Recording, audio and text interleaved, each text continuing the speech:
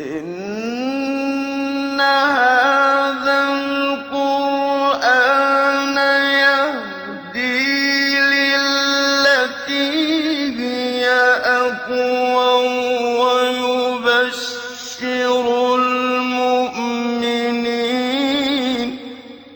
ويبشر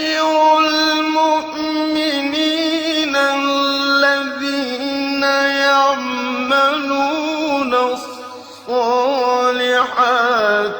أن لهم أجرا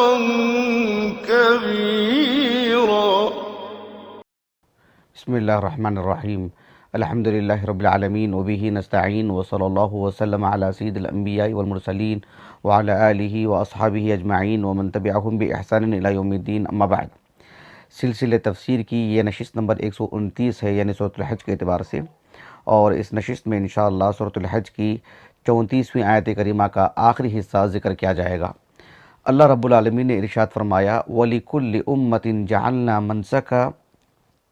لِيَذْكُرُوا اسْمَ اللَّهِ عَلَى مَا رَزَقَهُم مِّن بَهِيمَةِ الْأَنْعَامِ فَإِلَٰهُكُمْ إِلَٰهٌ وَاحِدٌ فَلَهُ أَسْلِمُوا وَبَشِّرِ الْمُخْبِتِينَ. پچھلی 5 نشستوں میں ہم نے اس آیت کریمہ سے متعلق کافی باتیں آپ کے سامنے رکھی ہیں. آج کی اس نشست میں وَبَشِّرِ الْمُخْبِتِينَ میں جو المخبتین جو کلمہ ہے، اس سے متعلق اس کا لغوی معنی اور پھر یہاں پر اس کا کیا مرادی معنی ہے وہ میں آپ کے سامنے رکھوں گا. احمد ابن فارس رحمہ اللہ نے اپنی معجم مقایس اللغہ، اس میں آپ نے خبطہ یعنی الخاء والباء والتاء، اس کا معنی بتاتے ہوئے کہا کہ یدل علی خشوع، یہ آپ نے کہا کہ بنیادی طور پر اس کا ایک ہی معنی ہے. کہا کہ اصلها واحد، اس کلمے کا بنیادی معنی ایک ہی ہے اور یہ خشوع پر دلالت کرتا ہے. اخبط یخبط اخباتا، اخبط للہ کا مطلب یہ ہوتا ہے کہ التواضع للہ، یعنی تواضع اختیار کرنا، اپنے آپ کو کسی کے سپرد کر دینا، یعنی اللہ کے سپرد کر دینا. دراصل یہ عربی زبان میں الخبط سے مشتق ہے. الخبط کہتے ہیں اس زمین کو جو کہ ڈھلوان زمین ہے، جو نشیب میں جاتی ہے اور بالکل ملائم اور نرم زمین ہے، اور ایسی زمین کو بھی کہتے ہیں کہ المفازہ التی لا نبات فیہا، یعنی ایسی جو زمین ہوتی ہے جنگلاتی زمین وغیرہ جس میں کوئی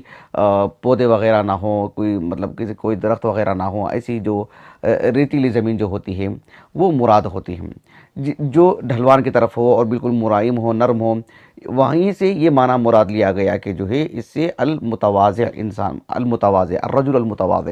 متواضع انسان مراد ہے، جس نے اپنے آپ کو نرم کر دیا ہو، اپنے آپ کو جھکا دیا ہو، یعنی اللہ کی باتوں کے سامنے اللہ کی اطاعت کے لیے اپنے آپ کو سپر کر دیا ہو، اللہ تعالیٰ کے احکام، اللہ کے فرامین، اللہ تعالیٰ کی جو اللہ کی طرف سے جو ممنوعات ہیں اس کو جو ہے اس نے قبول کر لیا ہو کسی طور پر بھی.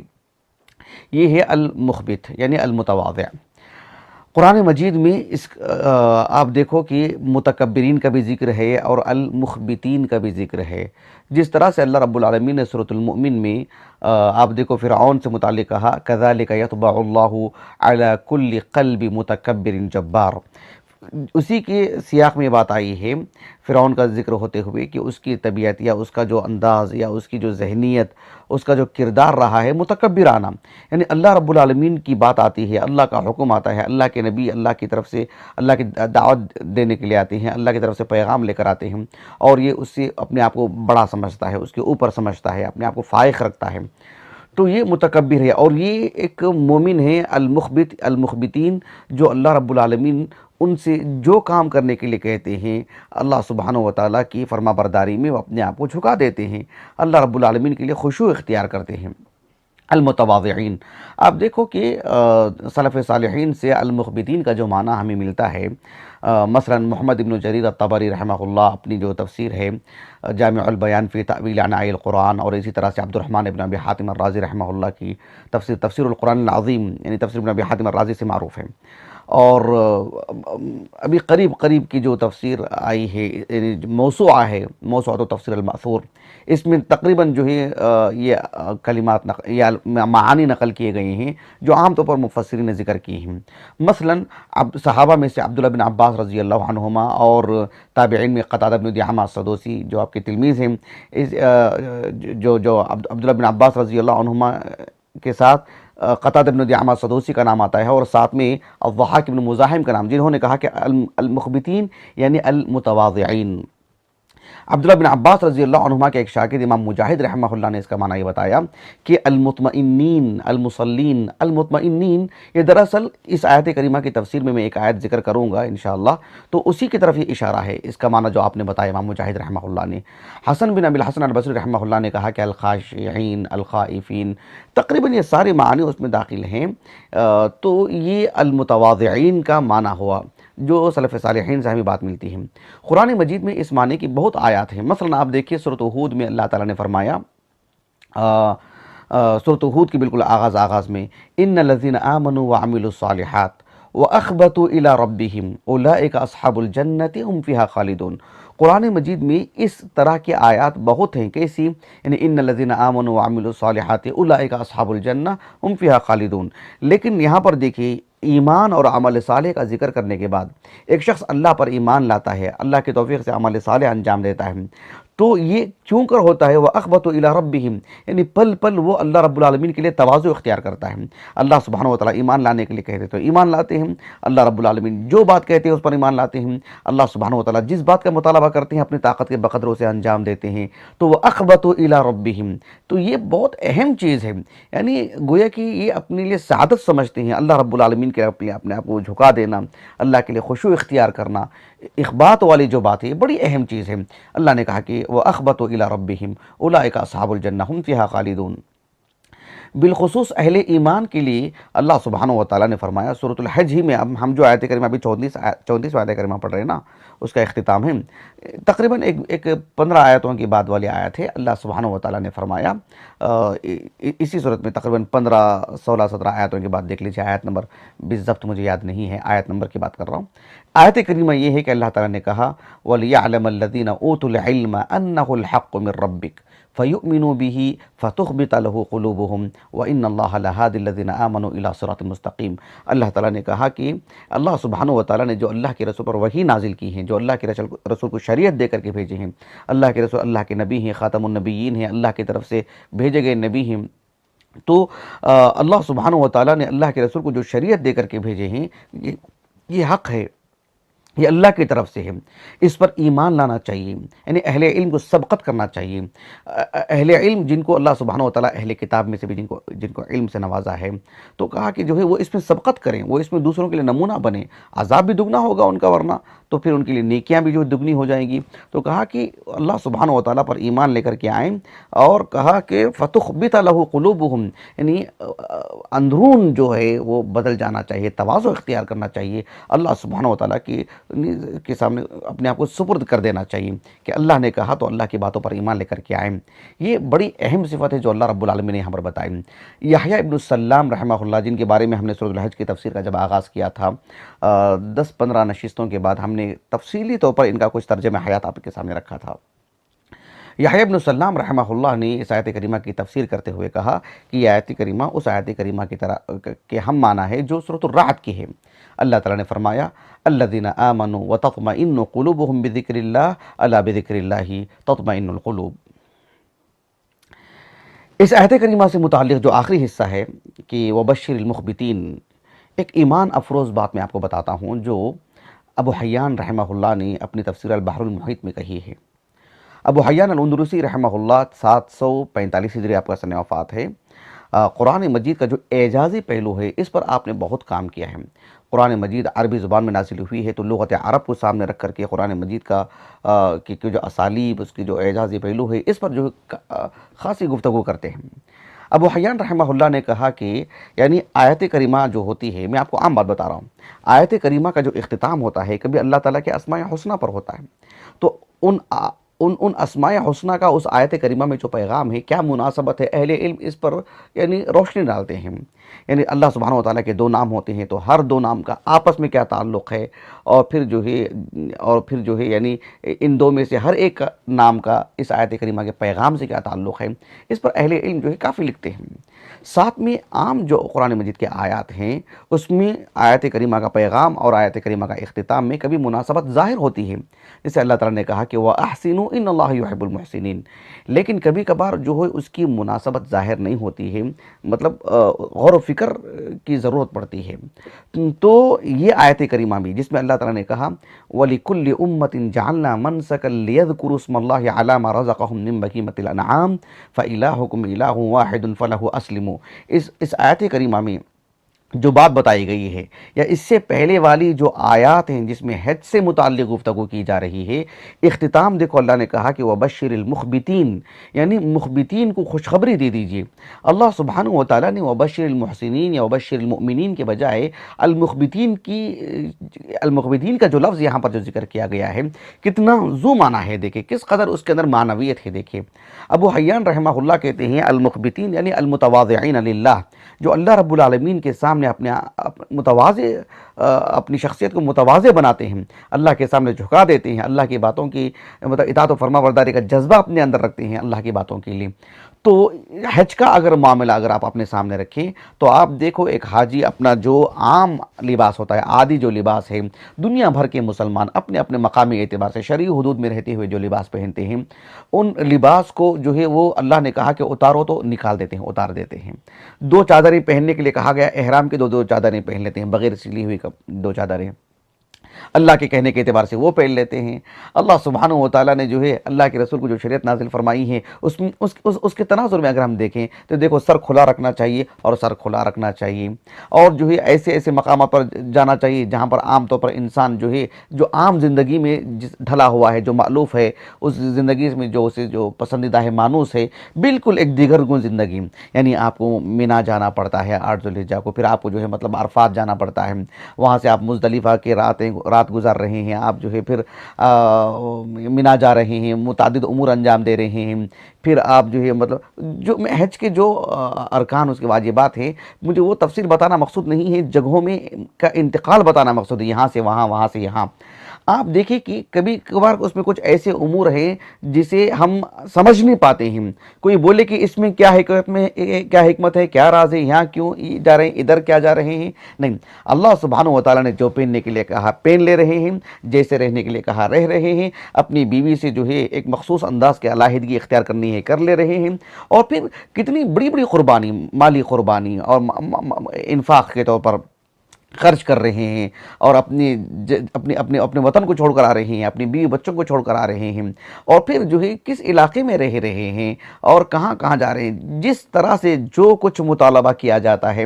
اللہ سبحانہ و تعالیٰ کا یہ مومن بندہ ویسے کرتے جاتے رہتا ہے۔ کتنا تواضع ہے اس کے اندر، یعنی ایسا کیوں، یہ میرے اوپر ضروری کیوں، اور جو ہے میں یہ نہیں کرتا ہوں، میں اس کو مانتا نہیں ہوں، نہیں، اللہ سبحانہ و تعالیٰ نے اس سے حج کے امور میں ایسے اعمال انجام دینے کے لیے کہے ہیں جو ظاہر میں انسان کو جو ہے مطلب غیر معلوف ہے، ایک طرح سے اس سے وہ ڈھلا ہوا نہیں ہے، بالکل نئی زندگی ہے، اور نیا ماحول ہے، نئے انداز کی چیزیں ہیں، خلاف طبیعت معاملات سامنے آ رہے ہیں، اور پھر ان سب کے علاوہ جو ہے بہت ساری چیزوں کو وہ مطلب یعنی خرچ کرتا ہے، قربانی دیتا ہے،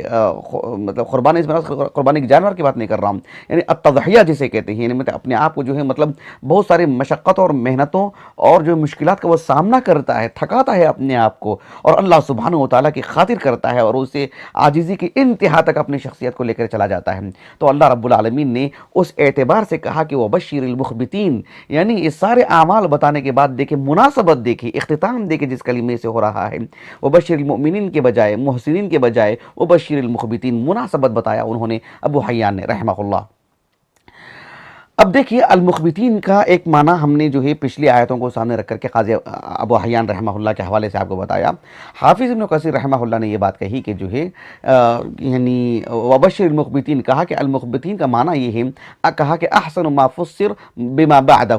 یعنی المخبتین کا سب سے بہتر معنی وہ ہے، اس کی تفسیر وہ ہے جو آنے والی آیت کریمہ ہے، الذین اذا ذکر اللہ وجلت قلوبہم۔ انشاءاللہ جب آنے والی آیت کریمہ آپ کے سامنے رکھی جائے، ہم ذکر کریں گے، تب میں آپ کو تفصیل سے بتاؤں گا کہ اہل علم نے اس آیت کریمہ کی تفسیر میں کیا کچھ کہا ہے. یعنی المخبتین کا جہاں پچھلی آیتوں سے تعلق ہے وہیں پر آنے والی آیتوں سے بھی اس کا تعلق ہے، اور وہ وہاں پر بھی اس کا اثر دکھائی دے گا آپ کو. میں انشاءاللہ بتاؤں گا آپ کو.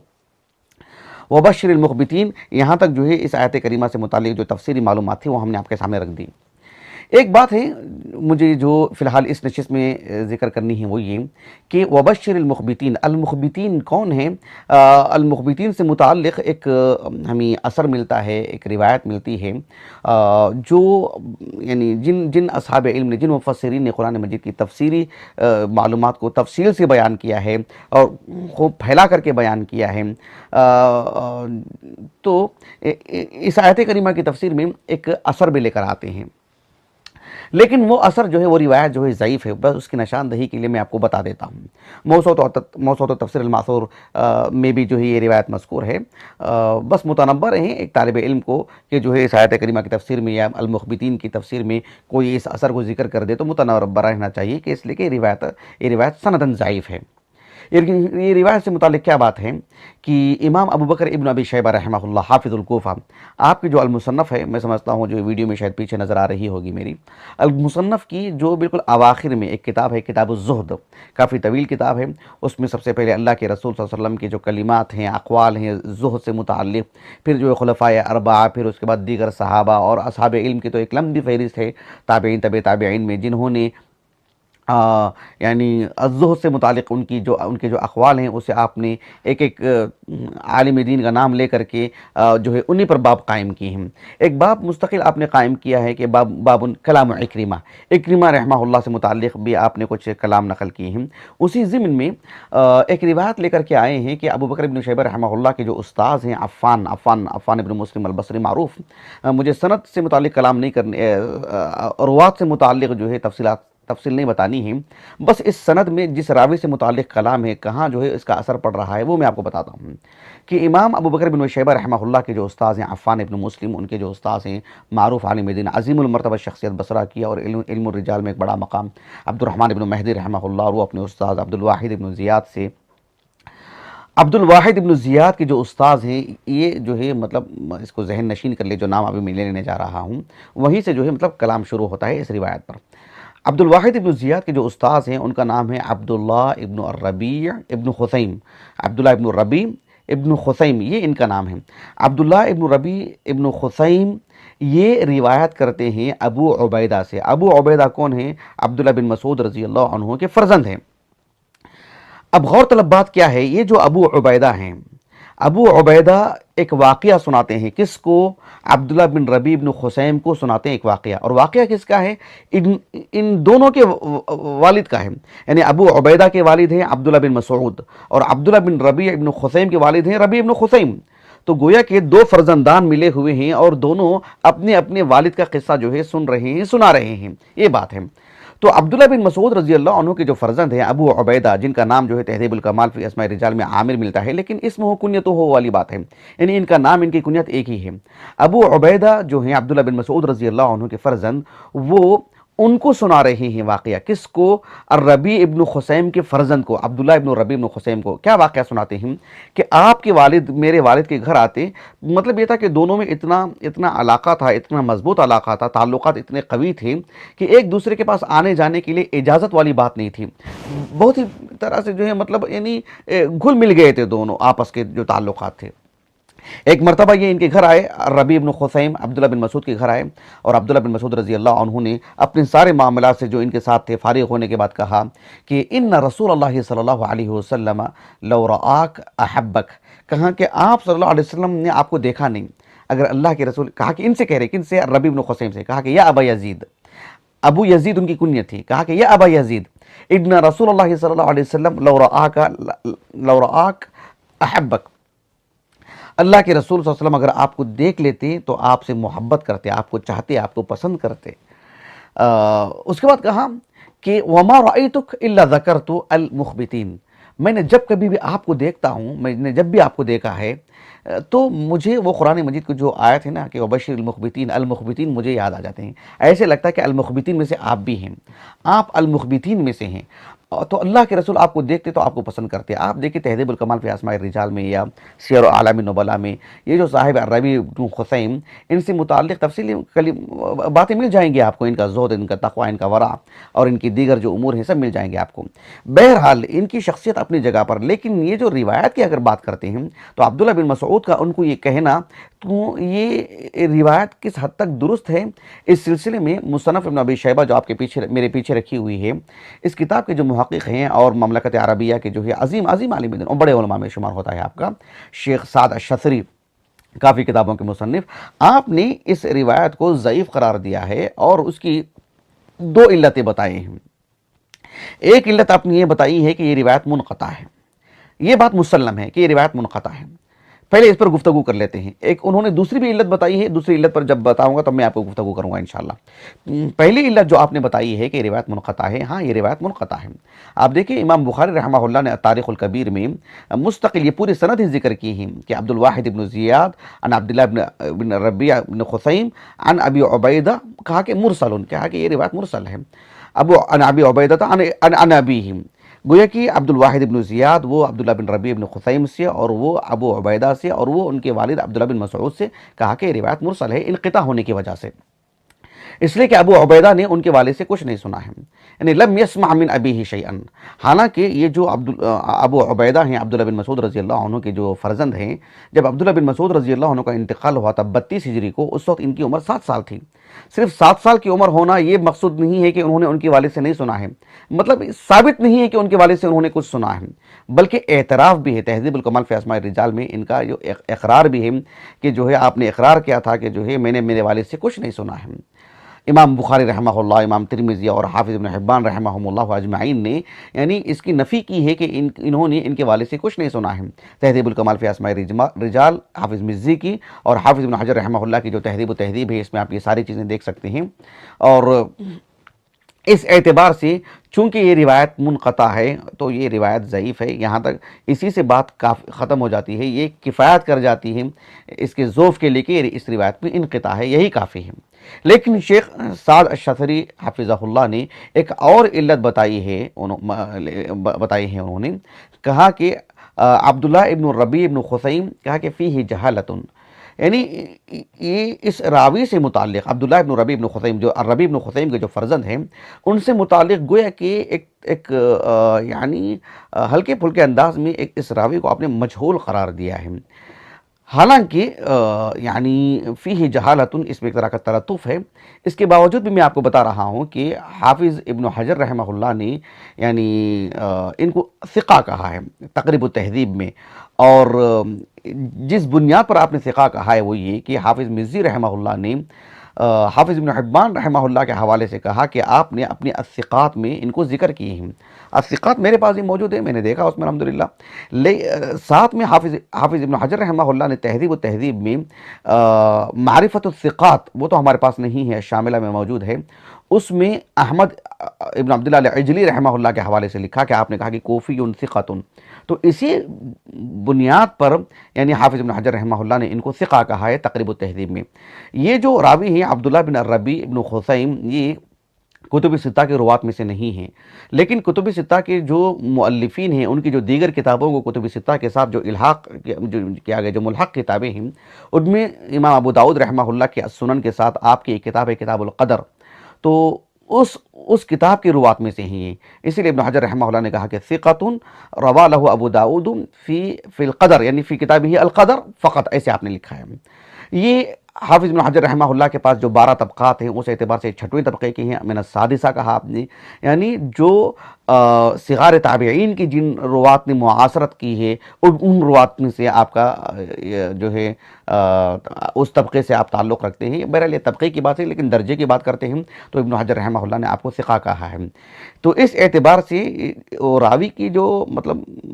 مجہول ہونے کی جو بات ہے وہ بہرحال یعنی مرجوح ہے، واللہ اعلم. لیکن روایت فی نفسی ہی ضعیف ہے، جیسا کہ شیخ سعد الشثری نے کہا، اور اس کی جو پہلی علت آپ نے بتائی کہ علیہ انقطاع، تو یقیناً یہ روایت منقطع ہے، اس وجہ سے روایت سنداً ضعیف ہے. اس سند سے متعلق اس نشست سے متعلق ایک آخری بات یہ ہے کہ جو آیت کریمہ ہم نے ابھی پڑھا ہے، آیت نمبر 34، اس کا آغاز دیکھو اللہ نے کہا وَلِكُلِّ أُمَّةٍ جَعَلْنَا مَنْسَكًا، وَلِكُلِّ أُمَّةٍ جَعَلْنَا مَنْسَكًا، حرف الواو سے اس آیت کریمہ کا آغاز ہوا ہے۔ یہی آیت کریمہ، اس سے ملتی جلتی آیت کریمہ اس صورت کے اواخر میں بھی اللہ رب العالمین نے جو ہے مطلب ذکر فرمایا ہے۔ اللہ تعالیٰ نے کہا کہ لِكُلِّ أُمَّةٍ جَعَلْنَا مَنْسَكًا ہم ناسکوہ، لِكُلِّ أُمَّةٍ جَعَلْنَا مَنْسَكًا ہم ناسکوہ فَلَا يُنَازِعُنَّكَ فِي الْأَمْرِ وَادْعُ إِلَىٰ رَبِّكَ۔ اللہ سبحانہ وتعالیٰ نے وہاں پر حرف الواو کے بغیر کہا کہ لِكُلِّ أُمَّةٍ جَعَلْنَا مَنْسَكًا ہم ناسکوہ۔ اس میں کیا بات ہے؟ اس میں یعنی علم البلاغہ کی جہت سے، علم المعانی میں جو علم الوصل الفصل کی جو بات آتی ہے، اس اعتبار سے ابن عاشور رحمہ اللہ نے کہا کہ چونکہ یعنی یہاں جو پہلی والی آیت کریمہ ہے، آیت نمبر 34، جس کی تفسیر ہم اب تک کرتے آ رہے ہیں آپ کے سامنے، وہاں پر ہے وَلِكُلِّ أُمَّةٍ جَعَلْنَا مَنْسَكًا۔ اس کی وجہ یہ ہے کہ اس آیت سے پہلے بہت سارے حج کے امور بیان کیے گئے ہیں، مناسک الحج کا ذکر ہوا ہے، متعدد جہت سے جو ہے مطلب گفتگو ہوئی ہے، تو یہ ایک بات، یہ ایک بات، یہ ایک بات، تو اس اعتبار سے کہا کہ جو ہے وَلِكُلِّ أُمَّةٍ جَعَلْنَا مَنْسَكًا۔ یہاں پر منسک جو قربانی سے متعلق ہے، تو گویا کہ پچھلی آیتوں میں بہت سارے مناسک الحج کے بہت سارے امور بیان کیے گئے ہیں، تو اس میں کا ایک معاملہ یہ بھی ہے کہ وَلِكُلِّ أُمَّةٍ جَعَلْنَا مَنْسَكًا، تو اس اعتبار سے یہاں پر حرف الواو یعنی یہاں پر جو ہے مطلب عطف، الواو عاطفہ لے کر کے لایا گیا ہے۔ وہاں پر آپ دیکھیں لِكُلِّ أُمَّةٍ جَعَلْنَا مَنْسَكًا ہم ناسکوہ، اس سے پہلے جو اللہ رب العالمین نے بات بیان فرمائی ہے، اس کا تعلق جو ہے یعنی مطلب دیگر امور سے متعلق ہے، اللہ تعالیٰ کی تخلیق سے متعلق، اللہ تعالیٰ سبحانہ وتعالیٰ کی جو سنت ہے بندوں سے متعلق، جو اس کے نیک اور نافرمان بندے ہیں، اس پر گفتگو ہوتے ہوتے اللہ رب العالمین نے کہا کہ جو لوگ آپ کو دین سے متعلق محاربت روا رکھتے ہیں، آپ سے جنگ لڑتے ہیں، آپ کے خلاف کھڑے ہوئے ہیں، آپ کی مخالفت کرتے ہیں، آپ سے جھگڑا کرتے ہیں، کیا حق ہے انہیں جھگڑا کرنے کا؟ اللہ رب العالمین نے پچھلی شریعتیں میں نازل کی، ہر قوم کے لیے عبادت کا ایک طریقہ اللہ رب العالمین نے مقرر فرمایا، جو اصولی طریقے ہیں اس سے ہٹ کر کے جو مطلب جس میں اللہ رب العالمین نے بدلتے زمانے کے ساتھ اپنی حکمت بالغہ کے تحت اللہ تعالیٰ نے متعدد قوانین جاری کیے ہیں، تو ہر زمانے کے تعلق سے الگ الگ ہیں، آپ کو بھی ایک شریعت دی گئی ہے، تو آپ سے یہ کیوں جھگڑا کرتے ہیں؟ تو گویا کہ یہاں پر سرے سے ایک بات کہی جا رہی ہے، یہاں پر جو ہے مطلب ایک نئی بات کا آغاز ہو رہا ہے، تو اس اعتبار سے حرف الواو کے بغیر یہاں پر بات کہی جا رہی ہے کہ لِكُلِّ أُمَّةٍ جَعَلْنَا مَنْسَكًا، جبکہ وہاں پر ایک ہی مسئلے سے متعلق متعدد باتیں ہیں، تو اس میں سے ایک بات وہ تھی، تو اس لیے حرف الواو لایا گیا، یہاں پر بات کا آغاز ہو رہا ہے، یہاں سے سرے سے کلام ہو رہا ہے، تو اس وجہ سے حرف الواو کے بغیر یہاں پر بات کی جا رہی ہے لِكُلِّ أُمَّةٍ جَعَلْنَا مَنْسَكًا هُمْ نَاسِكُوهُ